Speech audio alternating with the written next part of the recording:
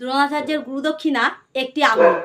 আসলে তিনি যখন কৌরব এবং পাণ্ডবদের অস্ত্রবিদ্যা শেখাচ্ছিলেন তখনই একটি কুকুর প্রচণ্ড পরিমাণে চিৎকার করে এবং হঠাৎ করে দেখে যে কুকুরটি চুপ হয়ে যায় এবং কুকুরটি যখন পাণ্ডবদের এবং কৌরবদের ওখানে দৌড়ে আসে দেখতে পায় তার মুখটি ঠিক এমনভাবে তীর দিয়ে আটকানো যেন সেলাই করা, কিন্তু এত নিপুণ তীরন্দাজ কে সেই।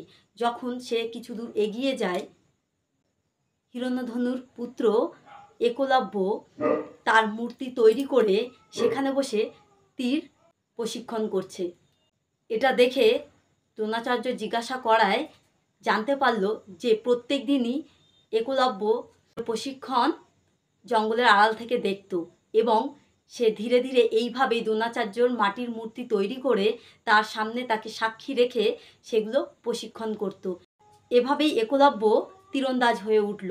কিন্তু অর্জুনের এই ব্যাপারটা ঠিক পছন্দ হলো না, কারণ অর্জুন মনে করত সেই দ্রোণাচার্যের সবথেকে কাছের শিষ্য। অর্জুন দ্রোণাচার্যকে বলল যে ও লুকিয়ে বিদ্যা শিখেছে, এটা তো অন্যায়।